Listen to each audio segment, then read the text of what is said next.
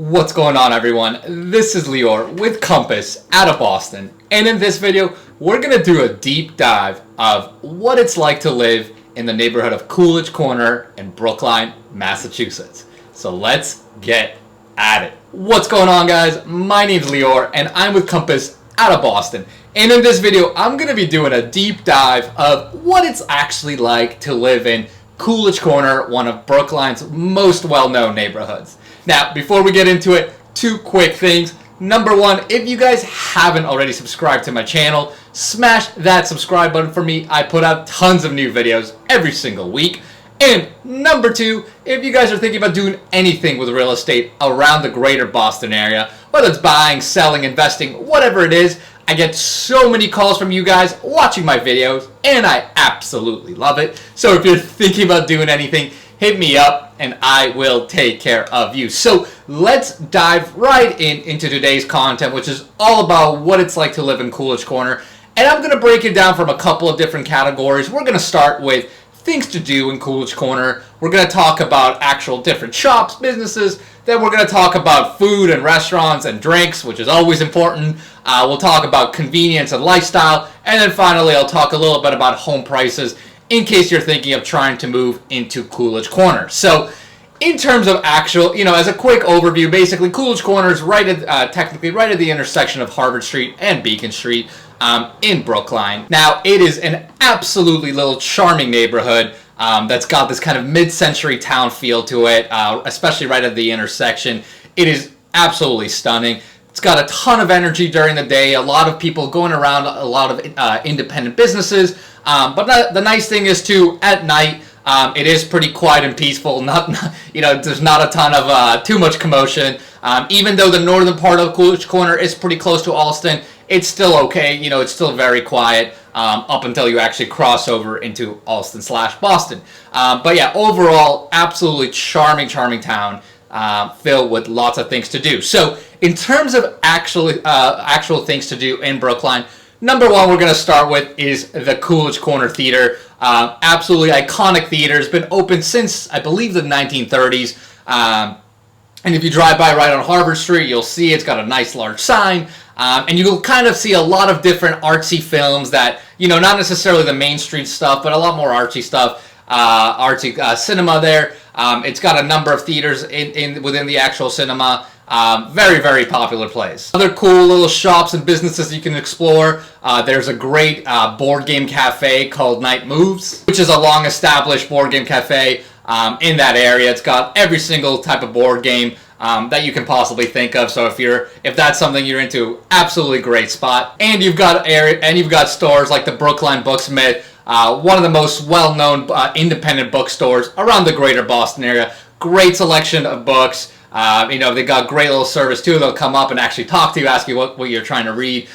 So another absolutely kind of very unique spot within Coolidge Corner to explore. Now, Coolidge Corner also has an awesome restaurant scene.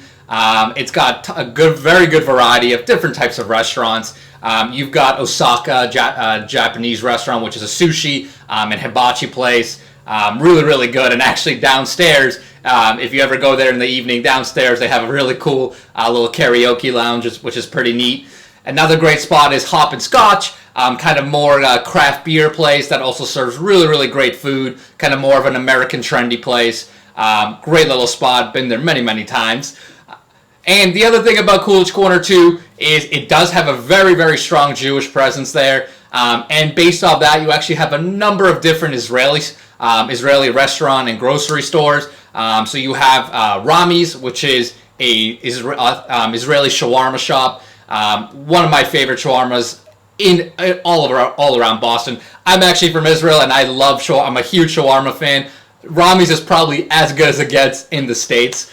You also have an Israeli grocery store really close by, the Butchery, where they actually do sell Israeli grocery products. Again, a lot of those childhood products that I grew up on are there, so I'm a frequent visitor as well. And you've got other stuff like Couples Bakery, which is a Jewish bakery. Really great bagels. They've got tons of other really good baked goods. So really strong Jewish presence in terms of the restaurant and food scene as well. So if that's something you're into, Coolidge Corner is your destination. Now, in terms of other lifestyle considerations to be aware of, first of all, in terms of transportation, obviously super, super convenient, right?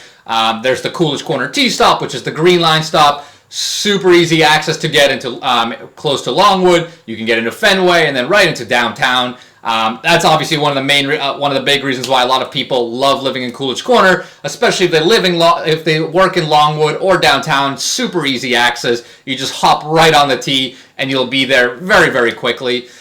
In terms of other grocery shoppings, I know we talked a little bit about grocery stores, but in terms of grocery offerings, still a good selection too. You've got a Whole Foods there, you've got a Trader Joe's, you've got a Stop and Shop, so really, really good selection. And one other note I'll touch upon here is parking. I've talked about this in my other Brookline videos, but if you're not from here, you need to be aware that Brookline does not allow overnight parking. So if you are going to be living in Brookline, whether you buy a condo or you rent an apartment, if it doesn't come with a parking space, you cannot do overnight parking, so you're going to actually have to lease out a parking space, which in conjunction with the fact that parking is already pretty tight around the Coolidge Corner area, doesn't make it the most amount of fun, but that's just one of the things you need to be aware of. And finally, in terms of a quick overview of the types of housing in Coolidge Corner, the big majority of inventory there is going to be your condos. You do have a couple of single family sprinkled here and there, but for the most part, it is condo inventory. In terms of pricing, you're typically starting to look at around mid 700s per square foot, and it can certainly go higher, 800, 900 and up. Again, depending on exactly the type of building, the quality of the unit, and so on. And again, the reason for the expensive pricing, like I talked about, the location's absolutely amazing. You're super close to downtown. You've got that easy access on the MBTA system. And don't forget to, especially if you've got kids, by living in Coolidge Corner, you are in Brookline, so you do get access to the Brookline school system, which is, of course, a really, really strong school system. So because of all those factors, that's why pricing in Coolidge Corner is very, very high. It is a tough market to get into. A lot of units today will typically get multiple offers, but at the end of the day, it is very possible to find one. You just got to be persistent about it. So that's my overview about Coolidge Corner. Hopefully that gives you guys some more details about what it's really like to live there and some of the different options you have. Again, great amount of really great variety in restaurants. A really great Jewish presence for food as well, if that's something you're into. Good amount of things to do, a lot of independent stores, which are really fun to go by. And again, obviously, amazing access into the city, into Longwood, if you're working or exploring, whatever.